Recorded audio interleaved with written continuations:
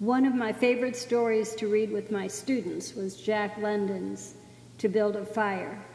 I'm recording this story inspired by that story at the request of my good friend, Lucy Grondahl. As I sat by the embers of the dying campfire, I kept thinking, it certainly is cold, and it was. Cold beyond cold I had ever felt before. Coming back to Alaska to see the aurora borealis had seemed like such a good idea in the summer when my sister Donna and I had come and seen glaciers and Mount McKinley with no clouds in front of it.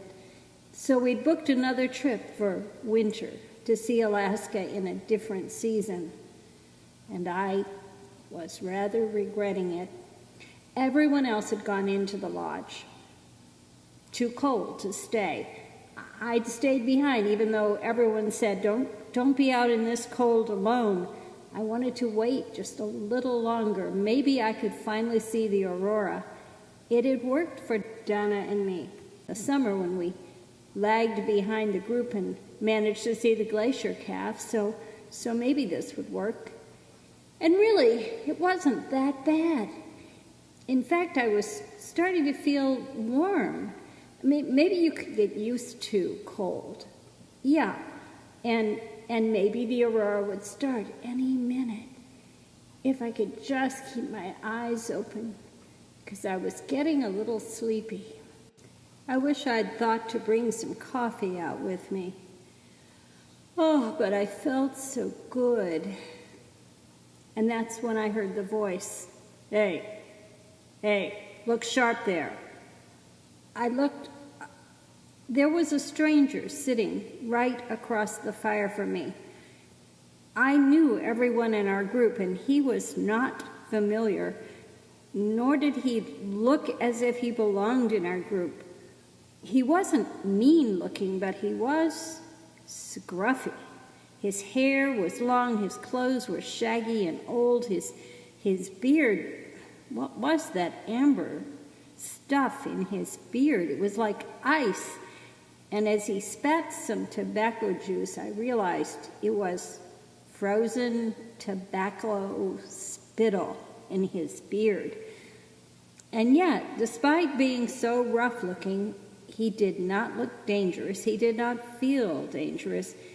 In fact, he seemed friendly. You ought not to be out here by yourself, he said.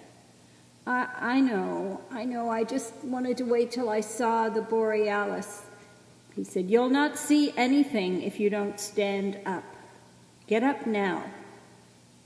Well, that was odd, but I thought I'd better do it. I brought myself up to my feet, and I was surprised to find out that I almost couldn't feel my feet. You've been sitting too long in the cold, he said. No one should be out in cold like this alone. They told me that. I didn't listen. I said, any man who is a man can travel alone. But I set out alone anyway, looking for timber along the Yukon River. Fool that I was. I lacked imagination, you know? And you probably have too much of it. He spat again. His spittle crackled in the air. You know, below 50 degrees, spittle will crackle when it hits the snow. But below 75 below, it'll crackle in mid-air. If I were to fall right now, my beard would break right off.